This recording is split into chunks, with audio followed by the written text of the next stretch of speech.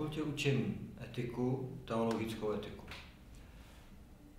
Specificky pak se zabývám především otázkami lidského života a dějin evangelické etiky od reformace k dnešku. Tak, studuju pastorační a sociální práci na Evangelické teologické fakultě Univerzity Karlovy. Jo, ve své bakalářské práci se věnuju náhradním systému komunikace pro lidi, kteří se nemůžou domluvit běžnou řečí.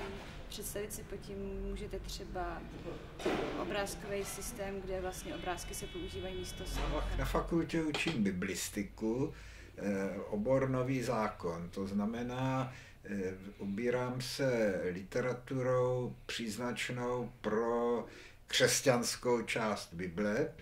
Studuju v prvním ročníku na doktorandském studiu obor systematická teologie. Já se zabývám vědou o náboženství a přednáším o podobách náboženské víry v současném světě. Tak já jsem studentkou prvního ročníku evangelické teologie a jsem na bakaláři.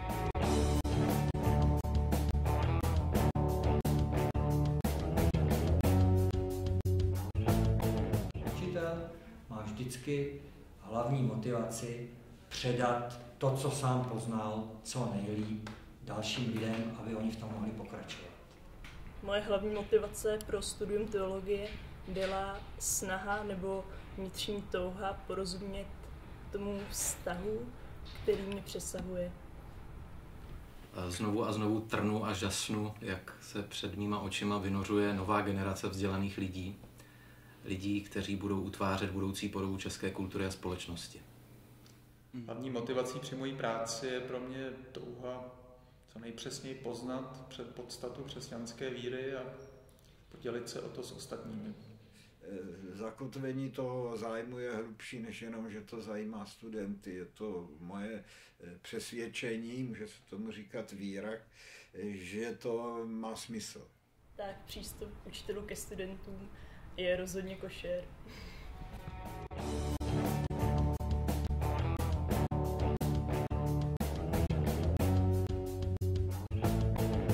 Můžu nabídnout kvalifikovaně a kvalitně odvedenou práci, která bude společnosti prospěšná a ke které se stát zavázal.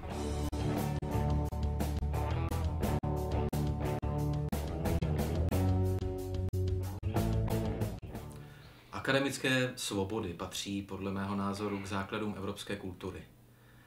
Myslím, že je docela zřejmé, že prostředí akademických svobod se osvědčilo jako ideální a nejplodnější jak pro vzdělávání studentů, tak pro bádání profesorů. Akademická obec byla odedávna prostředí, kde učitelé a studenti spolupracovali a vlastně vzájemně pracovali na poznávání věcí.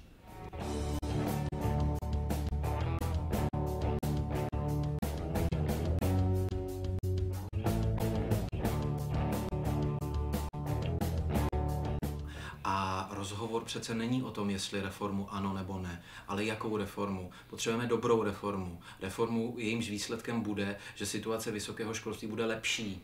To znamená, nejde jenom o změnu za každou cenu nebo změnu pro změnu, ale o reformu, která opravdu dosáhne těch cílů, které si přejeme všichni, aby rostla kvalita vysokého školství.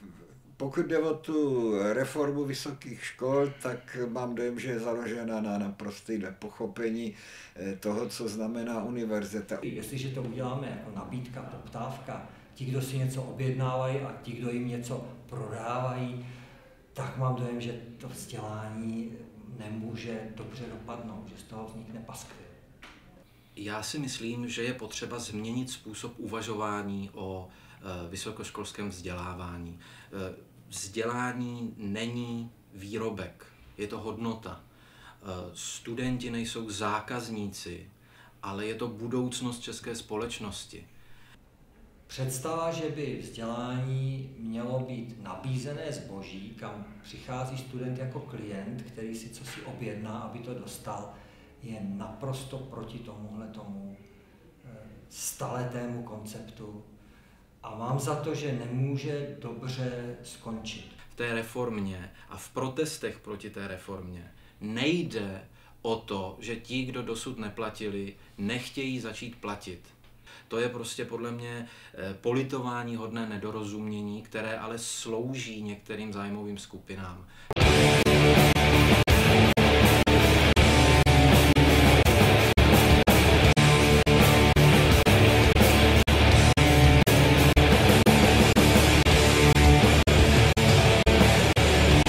Akademická obec Evangelické teologické fakulty se dnes v hojném počtu shromáždila k tomu, aby přijala toto prohlášení, v němž se mimo jiné praví: My, členové a členky Akademické obce Evangelické teologické fakulty Univerzity Karlovy, nesouhlasíme s navrhovanou podobou reformy vysokého školství.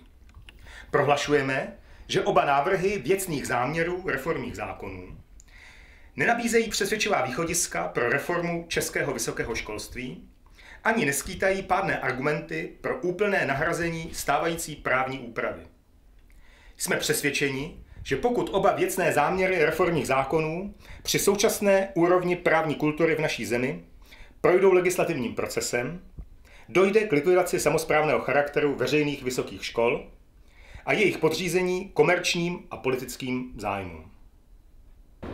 Členové a členky Akademické obce Evangelické teologické fakulty jsou odhodláni se podílet na chystaných informativních i protestních akcích pořádaných nebo spolupořádaných Univerzitou Karlovou společně s ostatními vysokými školami.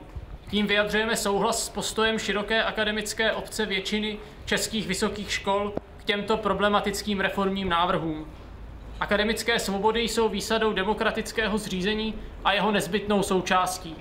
Je mravní povinností každého člena a členky akademické obce takové výsady v duchu demokratických, svobodných a humanistických principů ctít, zastávat a chránit. Zveme tedy studenty, pedagogy i širokou veřejnost na Noc univerzit, která se koná 28. února odpoledne, a na protestní pochod, který se koná dopoledne dne následujícího. Informuj se. Přemýšlej. Propaguj. Zapojte se.